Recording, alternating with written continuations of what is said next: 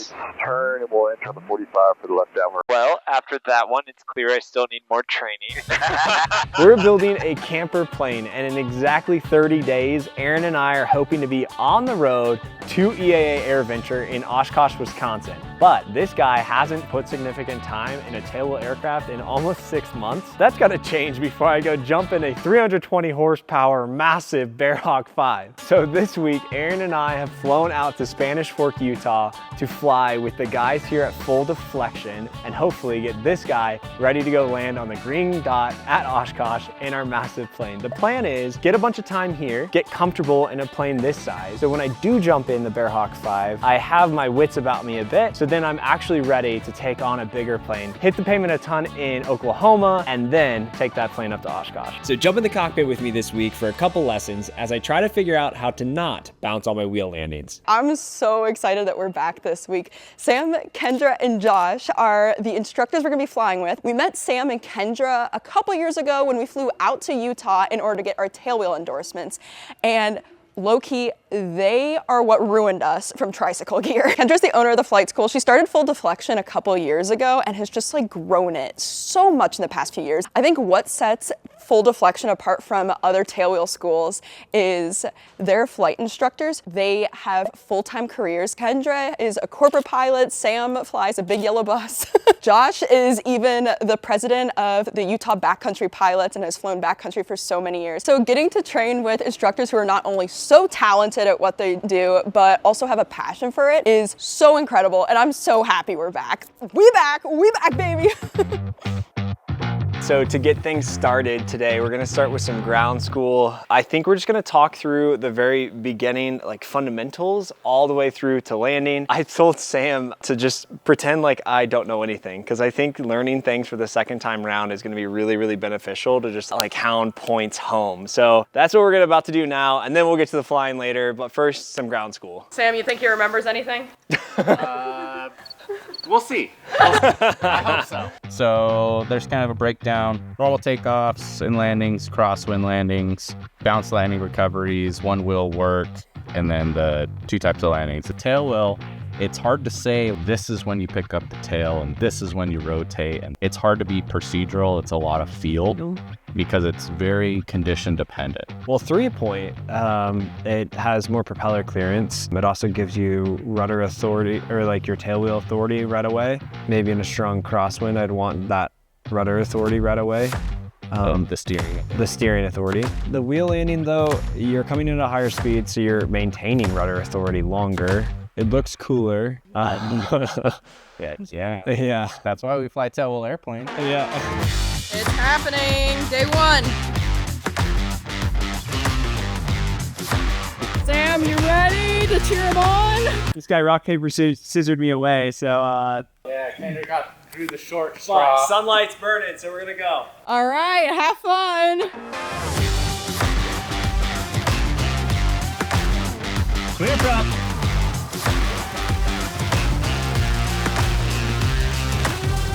So like Sam was talking about before, from that takeoff, let it kind of roll down the runway with that tail pinned back, give it about 4 seconds, and then bring that stick forward just about neutral or slightly forward of neutral. Okay, perfect. All right, get that tail straight here. Awesome. Heels to the floor. Go full throttle. Good. Stick coming forward. Don't be shy about it. There you go. Perfect. Good. Nice job with the feet. Right about here, she's feeling light. She's telling you she's ready. Nice work. Awesome. About 75, 80 or so on the BWI. Perfect. And we'll bust our way out of here.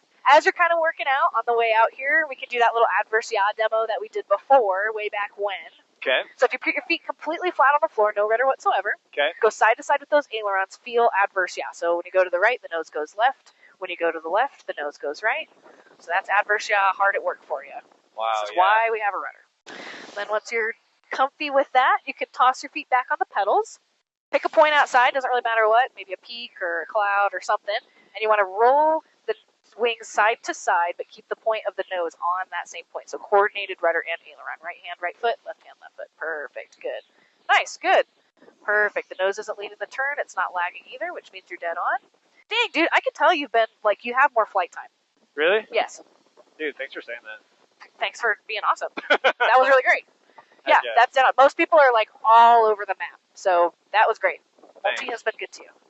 Or this baby's just really nice to fly. Wow. Dang, she's like flying great. It's a little bit of both, but Yeah. you know. No, I can tell you've got more flight time for sure. Heck It yeah. shows. So awesome. Okay, sweet.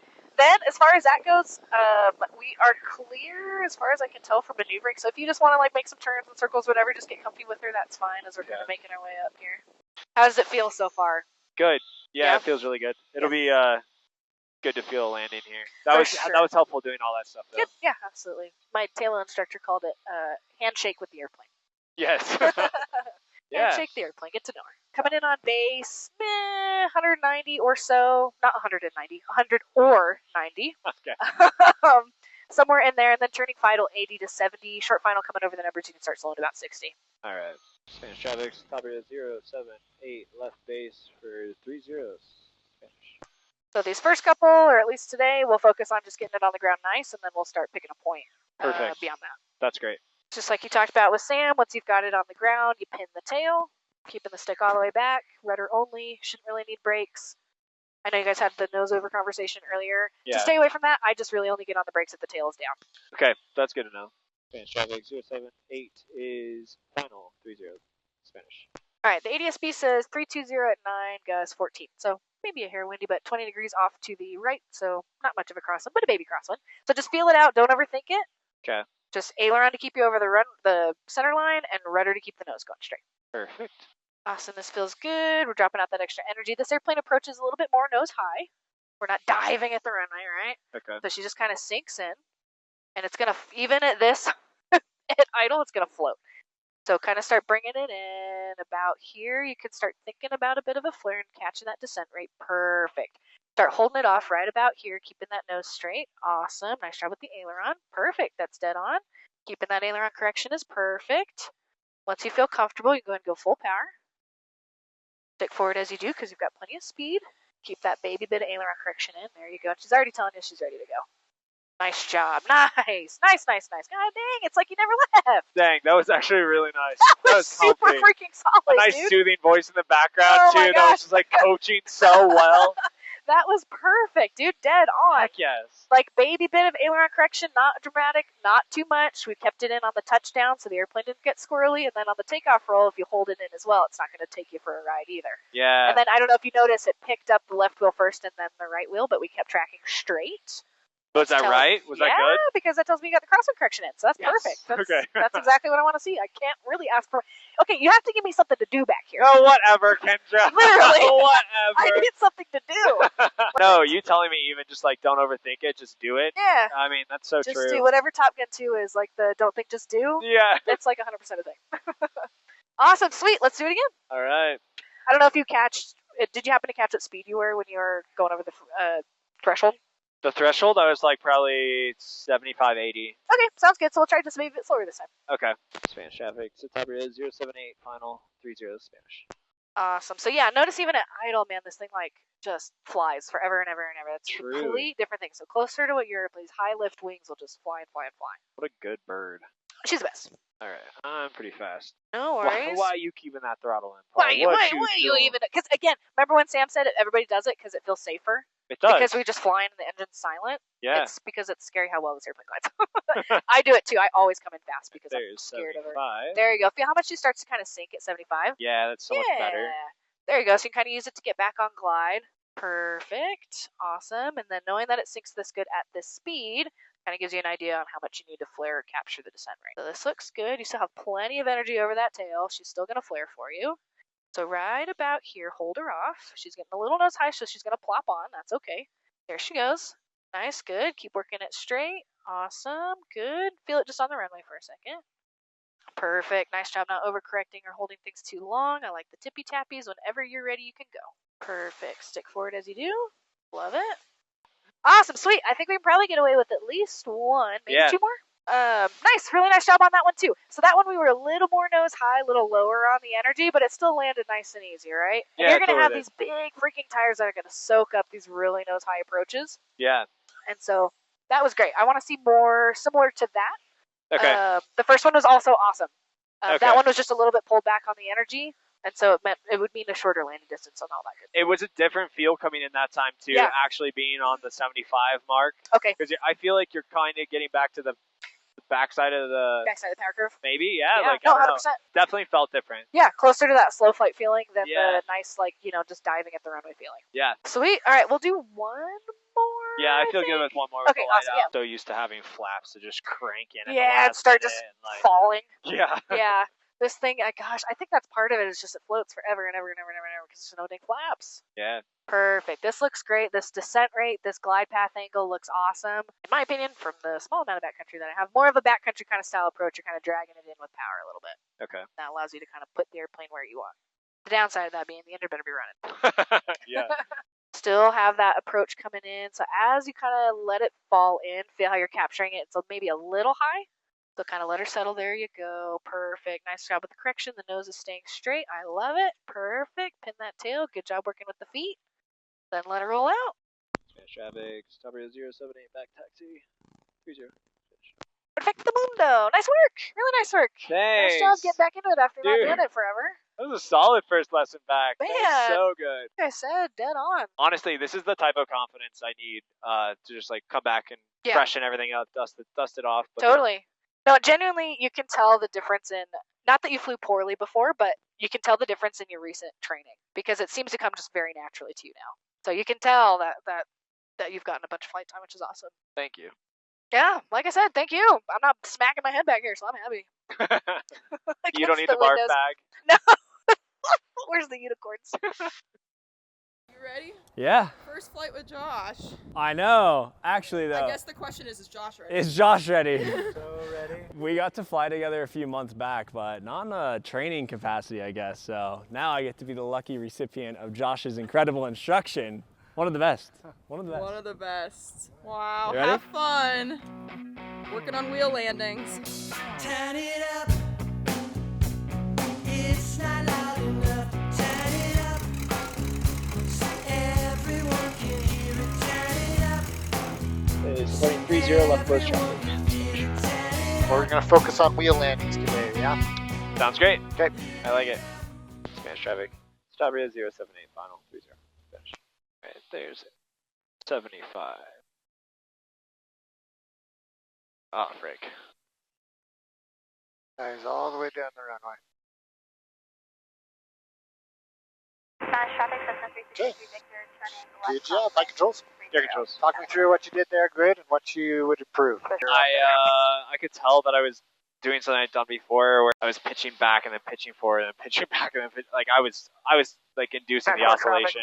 The second time I held my own and I didn't try to like manipulate it forward and backwards a bunch, and that's when it finally settled onto the runway. I'm kind of curious if I'm pushing too much to try to stick it, and in my head I'm like, oh, stick it, when really I can just like kind of let it settle onto the runway a bit more. But let me fly one and just see what you think about this approach. Okay. I thought you flew everything really well. For a wheel landing, we don't want to settle onto the runway necessarily. Okay. It's not a kind of a gentle thing where it settles. It's once we touch down and make contact with the wheels, we are unweighting that wing. We want the weight on the wheels. Got it. So we are going to, I hate to say push, but it is a commanding unweighting. Okay. So I'm listening for that squeak. I'm also feeling for that like touch, and I can tell it's getting close by the sight picture of the runway. So eyes are all the way down the runway. I'm looking for that kind of pancaking of the runway where it becomes, smaller and smaller. Yeah. And then I know it's close, and I don't want to like push and anticipate the runway, but I'm getting ready to just relax and get that weight off. I also want to keep that airspeed, right? Because it's a wheel landing, so I'm going to keep a little extra airspeed and literally fly it onto the runway. Okay. So was I slow? Yeah, I didn't feel a commanding push. Yeah. We kind of touched, and you didn't move the stick hardly at all. And so we kind of just bounced. We had flying speed, and we kind of touched the runway and bounced up. And then the first one, you started oscillating. Yeah. You started hunting for it. Where if you would time that first one, where as soon as you touched, get that forward, the aircraft would settle. Okay. I don't know. why, but every part of me doesn't want to shove it I know. forward. Like it feels so wrong to do it. It does. I don't know. I kind of think of it like a bird where they come in and like, I don't know, swoop with their claws. As soon as they get the fish, like, I don't know, they like settle on the ground, or when they land, they were settling onto the ground. Oh, interesting. Yeah. Good if I follow? Yeah, you can shadow along. 88078, short final 30, touch and go Spanish. So I'm holding about 80, and I'm just going to be kind of patient. I really want to stick that and plant. That's a little nose forward, right? Yeah. But because I'm in the back seat, I can see better.